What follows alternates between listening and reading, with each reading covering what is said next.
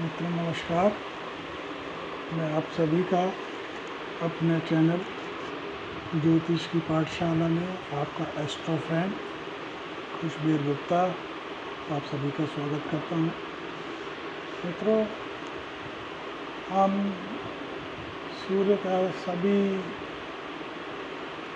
मेष से लेकर कुंभ लग्न तक के 12 भावों में अभी तक अध्ययन कर चुके हैं और इस समय हम 12वें भाव यानी आखिरी पड़ाव पे हैं।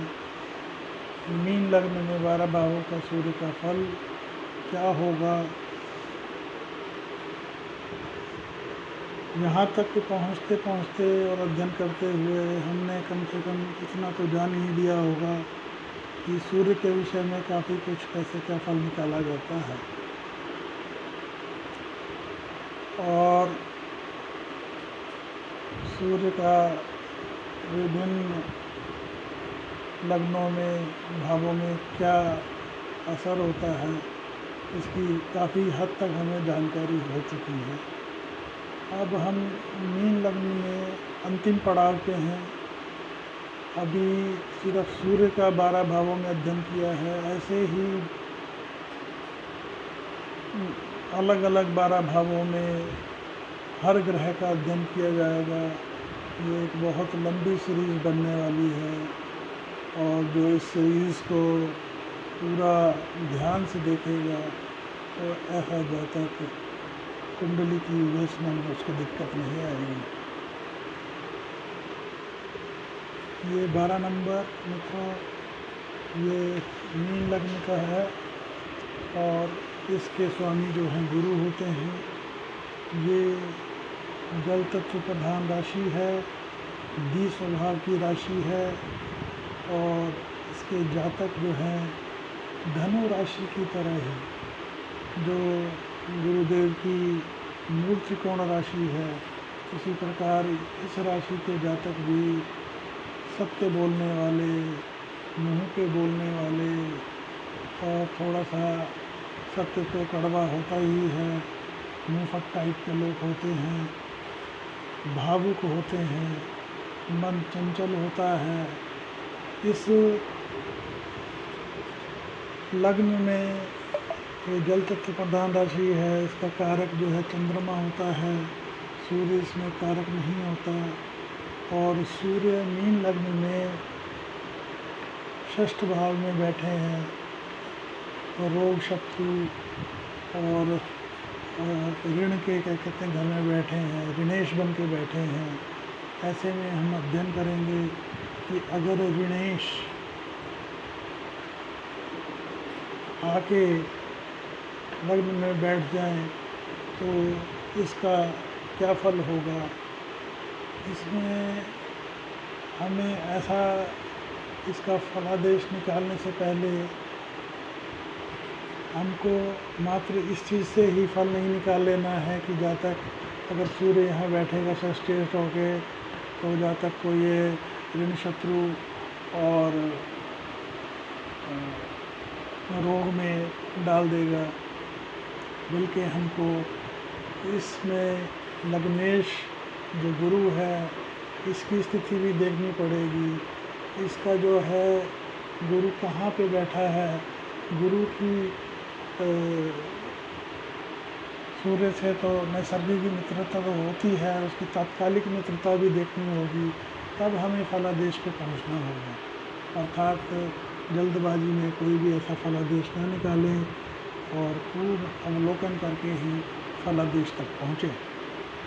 अब अगर यहाँ पे सूर्य बैठेगा और सूर्य पीड़ित नहीं है तो ऐसी स्थिति में सूर्य हमेशा लग्न में कारक होता है तो वो ठीक ही फल देगा।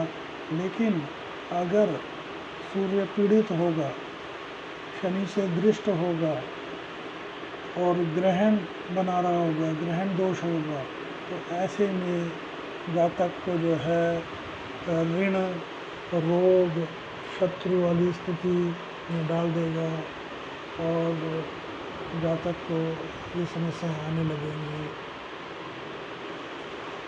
अब हम ऋणेश अगर जाके जातक के धन भाव में बैठेगा। अगर यहाँ पे सूर्य उच्च के हो जाते हैं और मंगल की राशि है, मंगल से अगर उनकी तात्कालिक मित्रता इसमें बनी हुई है तो ये जातक को श्रेष्ठ शत्रुहंता बनाएगा। पैतृक संपत्ति या ऋण लेने के बावजूद भी जातक एक पराक्रम के बाद उससे निकलने में कामयाब होगा। लेकिन अगर ये पीड़ित होगा तो ऐसा जातक, पीड़ित का मतलब है कि शनि से दृष्ट या ग्रहण दोष होगा या इसकी मंगल की तात्कालिक मित्रता की या शत्रुता होगी, तो ऐसी स्थिति में जातक बुरी संगत से, जुए में और उल्टे सीधे कामों में अपनी पैतृक संपत्ति का नाश करेगा, समाज में अपयश कमाएगा। इस तरह की स्थिति निर्मित होगी। यही अगर ऋणेश पराक्रम में बैठ जाते हैं तो पराक्रम में वैसे तो शुक्र जो है कारक नहीं है, लेकिन ऐसी स्थिति में भी हम शुक्र और सूर्य की तत्कालिक मित्रता को देखेंगे। अगर ये तत्कालिक मित्रता इनकी सही है तो उसमें, और सूर्य की डिग्री सही है, तो ऐसा जातक अपने दम पे पराक्रम से अपने भाग्य का निर्माण करेगा। और यहाँ पे बैठा हुआ सूर्य क्योंकि पराक्रम में कारक होता है तो श्रेष्ठ फल देगा। अब यही अगर ऋणेश जो है यहाँ सुख भाव में बैठ जाता है और अगर ये पीड़ित नहीं है तो जातक ऋण लेके अपने अचल संपत्ति में अगर उसको इन्वेस्ट करता है तो ऋण लेने के बाद भी जातक को अपनी संपत्ति बनाने में कोई दिक्कत नहीं होगी। लेकिन अगर ये पीड़ित होगा, पीड़ित होने की अवस्था में ये रोग, ऋण और शत्रुओं से घिर जाएगा और बहुत अपने लिए समस्या खड़ी कर लेगा। माता से संबंध खराब करेगा, माता का स्वास्थ्य खराब करेगा, पिता से संबंध खराब करेगा। इस तरह की स्थितियाँ निर्मित होंगी। और अगर यही ऋणेश अगर पंचमेश में बैठते हैं तो यहाँ पे चंद्रमा की राशि है, चंद्रमा से अगर तत्कालिक मित्रता है तो ठीक है, तो अपना यहाँ पे श्रेष्ठ फल देगा। लेकिन पीड़ित होने की स्थिति में सूर्य यहाँ पे विद्या में अवरोध और लाभ वगैरह ज्ञान अर्जित करने में बाधाएं डालेगा। संतान उत्पत्ति में परेशानी तो देगा ही देगा। इस तरह की स्थिति निर्मित होंगी। अब अगर ऋणेश जो है अपने ही घर में बैठता है और 20 डिग्री का होता है तो यहाँ पे जो है वो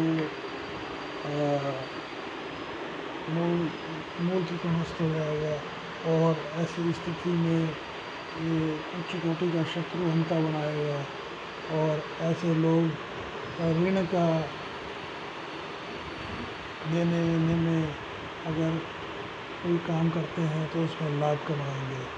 और यही अगर ऋणेश सप्तम भाव में बैठ जाता है, सप्तम भाव में बैठने से यहाँ पे जातक को अपने वैवाहिक जीवन में जब जाए सोच समझ के कुंडली मिलान किए बगैर जो है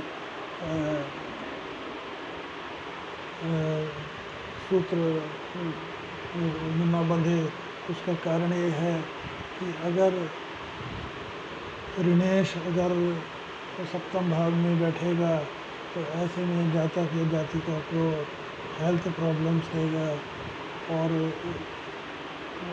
दाम्पत्य को कमज़ोर करेगा। अब यही ऋणेश अगर अष्टमेश में बैठ जाता है तो यहाँ पे और डिग्री सही होती है और ये पीड़ित नहीं होता है तो यहाँ का जातक यहाँ पे विपरीत राजयोग का निर्माण करता है और राजयोग बनने के कारण श्रेष्ठ फल देगा। जुआ, सट्टा, आकस्मिक धन आदि सब प्राप्त करेगा और अपने उच्च राशि को देखेगा तो जातक अच्छा धन अर्जित करेगा। लेकिन पीड़ित होने की अवस्था में यहाँ पे सारे परिणाम बदल जाएंगे। अब आ जाते हैं हम नवम भाव पे। नवम भाव में अगर सूर्य बैठेगा, अपने मित्र की राशि है, लेकिन ये जल तत्व की राशि है, और लेकिन यहाँ पराक्रम में कारक होते हैं सूर्य, तो यहाँ पे अच्छा फल देगा। यहाँ से वो अपने भाग्य भाव में जो सूर्य कारक होते हैं, यहाँ से वो पराक्रम को देखेगा और पराक्रम से अपने भाग्य का निर्माण करेगा। और अगर ऐसी स्थिति में सूर्य अगर ग्रहण दोष इत्यादि या किसी शनि से भी दृष्ट है तो ऐसे में कोई खास उसको फर्क नहीं पड़ेगा। कारण ये है कि भाग्य तो उसको मिलता ही रहेगा, थोड़ा सा कम या ज़्यादा इस तरह की स्थिति निर्मित होंगी। और यही अगर सूर्य षष्ठ हो के दशम भाव में बैठता है, दशम भाव में बैठने से ये बहुत ही श्रेष्ठ स्थिति बनाएगा जातक के लिए। और ऐसे जातक को चाहिए जिस पद पे वो काम कर रहा हो तो उसको ऊंचे पद के लिए तैयारी करनी चाहिए। और यहाँ से सूर्य बैठने से यहाँ से नवम पंचम का ये निर्माण करेगा और नवम पंचम योग होने की वजह से यहाँ पे सूर्य श्रेष्ठ फल ही देगा।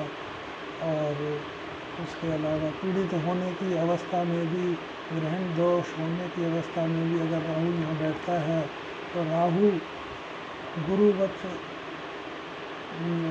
परिणाम देगा और ऐसे में जातक को कोई समस्या नहीं होगी। छोटी मोटी समस्या हो सकती हैं कभी कभार, लेकिन कुल मिला के सूर्य यहाँ पे श्रेष्ठ फल देगा। अब आ जाते हैं यही ऋणेश अगर जो है लाभेश में बैठता है तो यहाँ पे हमें शनि और सूर्य की तत्कालिक मित्रता को चेक करना पड़ेगा। और अगर तत्कालिक मित्रता सही है तो ऐसा जातक ऋण लेने में न घबराए, ऋण लेके वो अपने जीवन का अपने को कामयाब कर सकता है। और आजीवन ऋण में रहेगा तो भी उसके भाग्य का निर्माण होगा, उसे कोई समस्या नहीं होगी। लेकिन उसके लिए तात्कालिक मित्रता देखना ज़रूरी है शनि के साथ। यही अगर ऋणेश षष्ठमेश जो है जाके द्वादश में बैठ जाता है तो यहाँ पे भी एक ये विपरीत राजयोग का निर्माण करेगा। और यहाँ पे भी सूर्य जो है श्रेष्ठ फल देगा। जातक को हर तरह का ऋण वगैरह से उससे कोई दिक्कत नहीं होगी और हर तरह का उच्च कोटि का शत्रुघ्नता बनाएगा। और पीड़ित होने की अवस्था में भी राजयोग का उसको लाभ मिलता ही रहेगा। तो अंत में मैं ये कहना चाहता हूँ मीन लग्न के जातकों को कि ये इस लग्न के जातक सूर्य का रत्न धारण ना करें। कारण कि यहाँ पे सूर्य जो है छठे भाव का स्वामी है। ये ऋण, शत्रु और रोग का घर है। अगर हम इसको बल देंगे तो हम किसी और चीज़ को ठीक करने के चक्कर में इसमें बढ़ोतरी कर लेंगे और इसकी कोई बढ़ोतरी नहीं करना चाहता। तो ऐसे जातक अपने मीन लग्न के जातक जो हैं सूर्य का रत्न धारण ना करके सूर्य की आराधना करें, सूर्य को जल दें, अपने पिता का सम्मान करें और जिससे उनका सूर्य बली होगा और उनके भाग्य की वृद्धि होगी।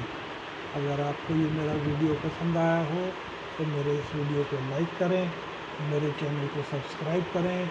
बहुत बहुत धन्यवाद। जय हिंद।